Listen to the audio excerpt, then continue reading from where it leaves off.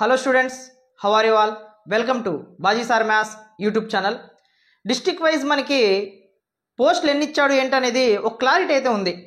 అయితే ఆ తర్వాత మనకి రోస్టర్ ఫామ్ అంటే ఏంటో ఒక బేసిక్ ఐడియా అనేది ఉండాలి.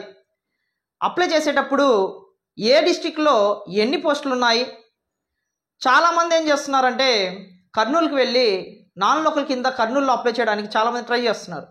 ఎస్టర్డే కూడా మాకు తెలిసిన ఒక అబ్బాయి వచ్చి కర్నూలు ఎక్కువ పోస్టులు ఉన్నాయి కదా, దాంట్లో నేను అప్లై చేస్తున్నాను అని చెప్పాడు. అయితే తను కూర్చోబెట్టి ఒకసారి డీటెయిల్గా ఎక్స్ప్లెయిన్ చేశాను రోస్టర్ ఫామ్ ఎలా ఉంటుంది అనేసి. అయితే మేము ఉండేది ప్రకాశంలో కాబట్టి కర్నూలుకి చాలామంది అప్లై చేయాలనుకున్నారు, ఎందుకంటే పోస్టులు ఎక్కువ ఉన్నాయి కాబట్టి. అండ్ మన ప్రకాశంలో కూడా కొన్ని పోస్టులు అయితే ఇవ్వడం జరిగింది. సో ఇదంతా కూడా మనకి అఫీషియల్ వెబ్సైట్లో నుంచి తీసుకొని చెప్పడం జరుగుతుంది. ఒకసారి ఇక్కడ మీరు బాగా అబ్జర్వ్ చేస్తే మనకి టోటల్గా ఆ అబ్బాయి వచ్చి నన్ను అడిగింది ఏంటంటే, అన్న మనకి టోటల్గా కర్నూలులో వచ్చేసి 669 పోస్టులు ఉన్నాయి, అందుకని కర్నూలులో అప్లై చేస్తే మంచిది, ఎక్కువ పోస్టులు ఉన్నాయి కాబట్టి అన్నాడు. అదే నేను తనకి చెప్పాను. అంటే తనకి ఐడియా లేదు, అంతే, ఫ్రెషర్ కాబట్టి. ఇంతకుముందు ఎప్పుడో టెట్ రాసాడు, డిఎస్సి అయితే ఇప్పటిదాకా రాయలేదు. సో టెట్ రాసి సైలెంట్గా ఉన్నాడు, డిఎస్సి కోసం ప్రిపేర్ అవుతున్నారు. ఇంతకుముందు రాసిన వాళ్ళైతే ఒక ఐడియా ఉండేది, బట్ తనకి ఒక ఐడియా లేదు, అందుకని. సో చాలా పోస్టులు ఉన్నాయి కదా, నేను అప్లై చేస్తాను అని చెప్పాడు.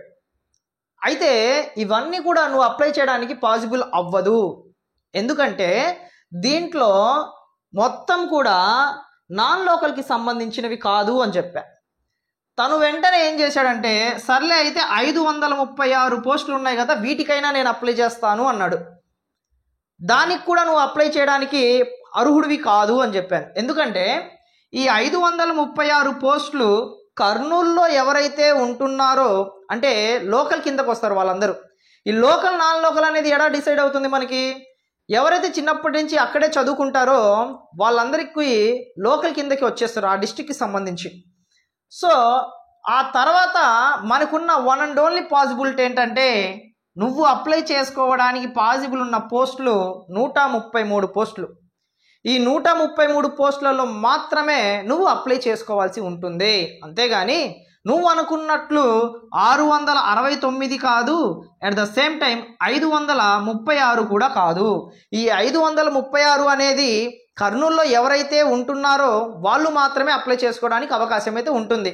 ఈ నాన్ లోకల్ అంటే వేరే డిస్ట్రిక్ట్స్ వాళ్ళందరూ కూడా వచ్చి ఇక్కడ అప్లై చేసుకోవాలి అనుకుంటే మీ టార్గెట్ ఏంటంటే, అకార్డింగ్ టు ఓసీ జనరల్లో మీకు 133 పోస్టులు ఉన్నాయి అని చెప్పాను.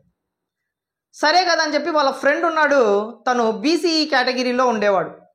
ఆ అబ్బాయి వచ్చి, అన్న నాకు ఎన్ని పోస్టులు ఉంటాయి, నేను బీసీఈ కేటగిరీకి సంబంధించిన వాడిని అన్నాడు. సో ఒక బీసీఈ కేటగిరీకి సంబంధించిన నాన్ లోకల్ అభ్యర్థి వచ్చి కర్నూలులో అప్లై చేసేటప్పుడు తనకున్న పోస్టులు ఒకసారి బాగా అబ్జర్వ్ చేయండి అమ్మా. యాక్చువల్గా బీసీఈ అభ్యర్థి అంటే ఎన్ని ఉన్నాయమ్మా మనకి? 14 ఉన్నాయి. బీసీఈలో ఎన్ని ఉన్నాయి? నాన్ లోకల్ వాళ్ళకి 14 ఉన్నాయి. ఇక్కడ మొత్తము 133కి అర్హుడు అవుతాడు. అట్ ద సేమ్ టైం మనకి ఈ 14కి కూడా అర్హుడు అవుతాడు. అర్థమవుతుందా? సో ఇది క్లారిటీ. అలా కాకుండా కర్నూలులో ఉండే వ్యక్తే మనకి ఎన్ని పోస్టులు ఉన్నాయి సార్ అంటే, ఇక్కడ ఉండే అన్ని పోస్టులకి ఉంటుంది.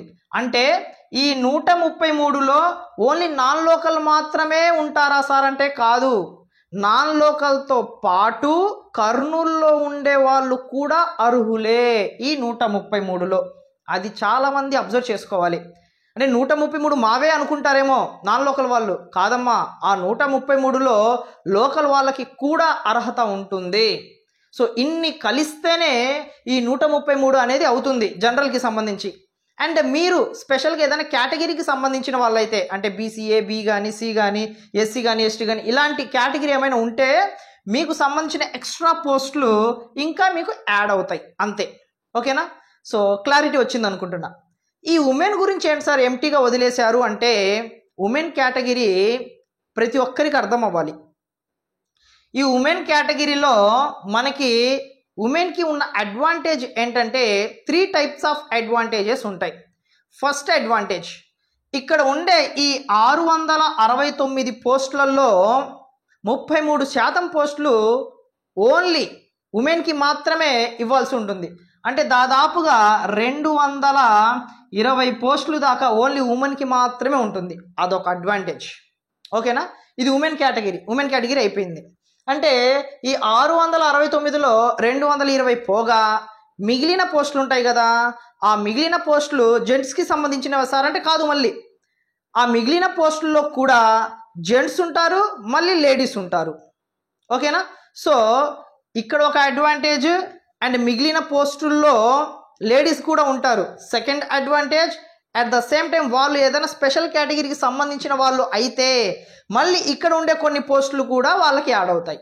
అంటే లేడీస్కి దాదాపుగా 3 అడ్వాంటేజెస్ ఉన్నాయి. సో ఈ 3 అడ్వాంటేజెస్ని యూజ్ చేసుకొని తప్పకుండా ఎవరైతే బాగా ప్రిపేర్ అవుతున్నారో సో వాళ్ళందరూ టైం వేస్ట్ చేసుకోకుండా మీకు ఉన్న అడ్వాంటేజ్ని బేస్ చేసుకొని తప్పకుండా పోస్ట్ రావాలని మనస్ఫూర్తిగా కోరుకుంటున్నాను. సో ఇప్పుడు మీకు లోకల్ అంటే ఏంటి, నాన్ లోకల్ అంటే ఏంటి అర్థమైంది అనుకుంటున్నా. ఇప్పుడు మన ప్రకాశం డిస్టిక్కి వద్దాం. ప్రకాశం డిస్టిక్ ఒకసారి బాగా అబ్జర్వ్ చేయండి. టోటల్ పోస్టులు ఎన్ని ఉన్నాయమ్మా మనకి? జనరల్ పోస్టులు 41 ఉన్నాయమ్మా. ఇక్కడ లోకల్ అంటే మనకి ఎన్ని పోస్టులు ఉన్నాయి? 35 పోస్టులు ఉన్నాయి మనవి. నాన్ లోకల్ వాళ్ళు ఎవరైనా వచ్చి అప్లై చేయాలి అనుకుంటే వాళ్ళకు ఉన్నది 6 పోస్టులు. అంటే అందరూ వెళ్ళి ఇక్కడ పడతారు, కానీ మ్యాక్సిమం ఇక్కడికి రావడానికి చాలా తక్కువ అవకాశాలు ఉంటాయి. ఎవరైతే డిఫరెంట్గా ఆలోచిస్తారో వాళ్ళు మాత్రమే వస్తారేమో, కానీ చాలా తక్కువ పోస్టులు ఉన్నాయి కాబట్టి మ్యాక్సిమము రాకుండా ఉండడానికి మాత్రమే అవకాశం అయితే ఉంటుంది. అంటే దాని అర్థం ఏంటి? ఇక్కడ మనము ఈ 35 పోస్టులకే కాదు, ఈ 6 పోస్టులకు కూడా మనకి అర్హత అనేది ఉంటుంది. సో అలా మనం ఒకసారి బాగా అబ్జర్వ్ చేసుకుంటే ఓపెన్ కేటగిరీలో 0-0లు ఉన్నాయి చూడండి. కొన్ని బీసీసీ కేటగిరీ అండ్ ఎస్సీలో మనకి సబ్ కేటగిరీస్ మొన్న జరిగాయి కదా. సో 1 కేటగిరీకి అలాగే ఎస్టీ కేటగిరీకి అసలు పోస్టులే లేవు. ఓపెన్ కేటగిరీలో అయితే ఓన్లీ లోకల్ వాళ్ళకి మాత్రమే మనకి ఉన్నాయి పోస్టులు. ఇదంతా కరెంట్ ప్రెజెంట్ ఇప్పుడున్న పోస్టులు, బ్యాక్లాగ్ పోస్టులు ఇంకా కలపలేదు దీంట్లో. ఓకేనా, సో అదన్నీ కలిపి మళ్ళీ ఎక్స్ట్రా అవుతాయి, అదంతా తర్వాత సంగతి. సో ఓవరాల్గా మనకి ఈడబ్ల్యూఎస్ ఎవరైనా ఉంటే మాత్రము ఈడబ్ల్యూఎస్ వాళ్ళకి చూడండి టోటల్ వచ్చేసి 41, దాంతోపాటు ఈ 9 మొత్తం కలిపితే 50 పోస్టులు. ఈ 50 పోస్టులకి ఈడబ్ల్యూఎస్ అనే అభ్యర్థి ఎలిజిబుల్ అవుతాడు. ఓకేనా, సో అది కేటగిరీకి ఉన్న అడ్వాంటేజ్. ఓపెన్ కేటగిరీ పోస్టులతో పాటు అట్ ద సేమ్ టైం మీ కేటగిరీకి సంబంధించిన పోస్టులు కూడా యాడ్ అవుతాయి. సో అది ఒక అభ్యర్థికి సంబంధించి. అదే ఫీమేల్ కేటగిరీకి సంబంధించిన అభ్యర్థి అయితే 3 అడ్వాంటేజెస్ ఏంటి?